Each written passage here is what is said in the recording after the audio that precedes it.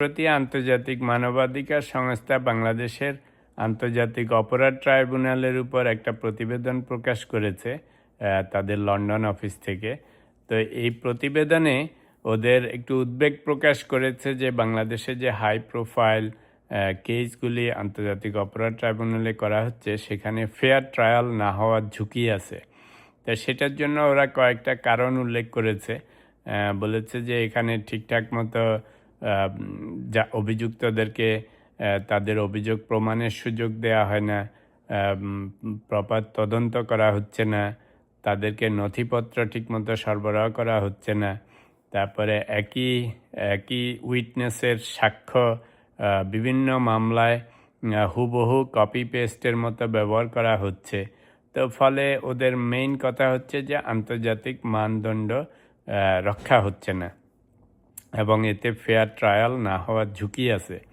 তো এই কথা বলার পরে আমাদের আন্তর্জাতিক অপরাধ ট্রাইব্যুনালের যে এখন চিফ প্রসিকিউটর আছেন, তো উনি দ্রুতই এটার উত্তর দিয়েছেন। উনি বলেছেন এটা একটা বায়াসড, একপক্ষীয়, আমরা আমাদের ট্রাইব্যুনালে ঠিকঠাক মতোই বিচার হচ্ছে। সমালোচনার জন্য একটু বলি যে আন্তর্জাতিক অপরাধ ট্রাইব্যুনালের চিফ প্রসিকিউটর তো বলবেনই সব ঠিকঠাক আছে। আপনি ডিপার্টমেন্টের বিরুদ্ধে কেউ কিছু বললে আপনি তো বলবেন না আমরা সব ঠিকঠাক মতো মেনেই চলছি। তো যাই হোক, সংক্ষেপে একটু HRW হিউম্যান রাইটস ওয়াচ সম্বন্ধে বলি। এটা হচ্ছে একটা নন গভর্নমেন্ট অর্গানাইজেশন, NGO বলতে পারেন। ওয়ার্ল্ড ওয়াইড এরা হিউম্যান রাইটস মানবাধিকার নিয়ে কাজ করে। এদের হেডকোয়ার্টার হচ্ছে নিউ ইয়র্কে, আর বাংলাদেশ অঞ্চলটা কভার করে হলো এশিয়ান ডেস্ক যেটা, তবে রিপোর্টগুলি মোস্টলি আসে লন্ডন থেকে এবং বেশিরভাগ সময় রিসার্চারদের বা রিভিউয়ারদের নাম প্রকাশ করে না। তো যাই হোক, এই রিপোর্টটায় ওরা বলেছে যে শেখ হাসিনার আমলে অনেক অ্যাবিউজ হয়েছে, সেগুলির বিচার হবে, কিন্তু ওরা চায় যে আন্তর্জাতিক মানদণ্ড রক্ষা করা হোক। যেহেতু এটা ইন্টারন্যাশনাল ক্রাইম ট্রাইব্যুনাল, তো সেখানে ইন্টারন্যাশনাল মানদণ্ড যেন রক্ষা হয়। ওরা অনেকগুলি উদাহরণ দিয়েছে, ওরা অনেক কেস স্টাডি করেছে।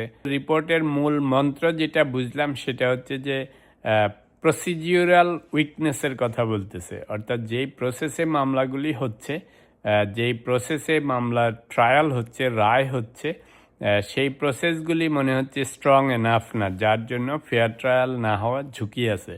তো গুড নিউজ হচ্ছে ওরা সরকারকে দায়ী করতেছে না।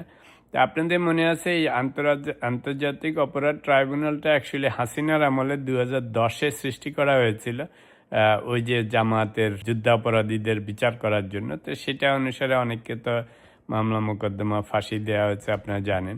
তা সেটাই ইউনুস গভর্নমেন্টের আমলে এটার আওতা আরেকটুখানি বাড়িয়েছে, যাতে এই সমস্ত অপরাধীদেরকেও মানবাধিকার লঙ্ঘনের অপরাধগুলিকেও এই আন্তর্জাতিক অপরাধ ট্রাইব্যুনালে বিচার করতে পারে। সেই জন্যই এই শেখ হাসিনাদের এবং অন্যান্যদের বিচার হচ্ছে এখানে। যেহেতু রিপোর্টটা ইন্ডিপেন্ডেন্টলি এসছে, কিছুটাও যদি সত্যি হয় কথাবার্তা, তাহলেও তো সেটাকে অ্যাড্রেস করতে হবে। তা এখন আমাদের প্রধানমন্ত্রী তারেক রহমান সাহেব হচ্ছেন, উনি বলছেন প্রতিহিংসার রাজনীতি করবেন না, সব কিছুতে উনি ফেয়ার ট্রায়াল করবেন, এটা করবেন সেটা করবেন। তো এখন সব কিছু তো আর উনি একলা করতে পারবেন না, কারণ রাষ্ট্রযন্ত্রটা কমপ্লিকেটেড ব্যাপার, জুডিশিয়াল সিস্টেম কমপ্লিকেটেড ব্যাপার।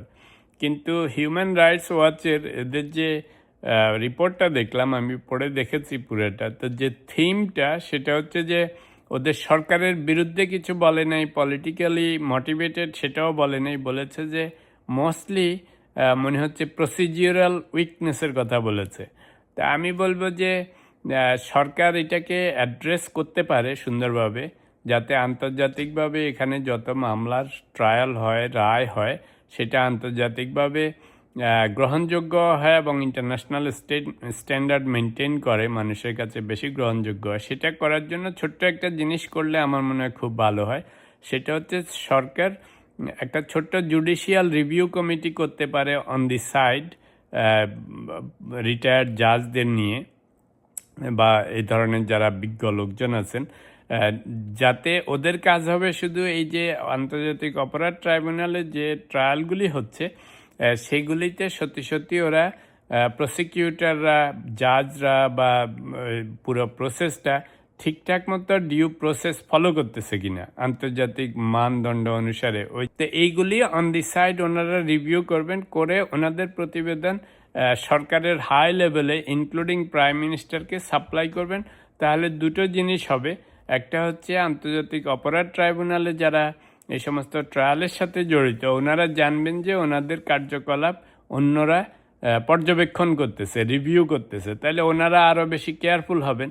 অন দি আদার হ্যান্ড, যদি এরকম একটা জুডিশিয়াল রিভিউ কমিটি করে for to review the due process, তাহলে হবে কি, তখন আন্তর্জাতিক সংস্থাগুলি মনে করবে বা ইন্টারন্যাশনাল যারা ওয়াচ করে এই সমস্ত ট্রায়ালগুলি, তারা দেখবে যে সরকার পলিটিক্যালি মোটিভেটেড না, বরং এটা যেন ফেয়ার ট্রায়াল হয় সেটার জন্য এবং ডিউ প্রসেস ফলো করা হয় সেটার জন্য সরকার অন দি সাইড একটা জুডিশিয়াল রিভিউ কমিটি করে রেখেছে, যারা এই আন্তর্জাতিক অপরাধ ট্রাইব্যুনালের ট্রায়ালগুলি পর্যবেক্ষণ করবেন এবং সরকারকে রিপোর্ট দিবেন।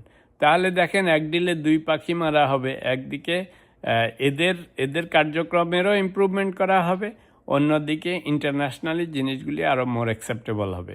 তা আমার সরকারের কাছে আহ্বান হবে যে হিউম্যান রাইটস ওয়াচের যে রিপোর্টটা, এটাকে কমপ্লিটলি ডিসরিগার্ড না করে ওরা যে সমস্ত বিষয়ে কনসার্ন প্রকাশ করেছে সেগুলিকে মাথায় রেখে যদি ওনারা একটা কমিটি করেন, তাহলে শ্যামও থাকবে, কুলও থাকবে, অর্থাৎ সরকারের সুনামও হবে, ট্রায়ালের রেকগনিশনও বাড়বে, অ্যাকসেপ্টেবিলিটি বাড়বে, তাহলে আবার যারা অপরাধী তাদের বিচারও হবে, অর্থাৎ সবগুলি রক্ষা হয়।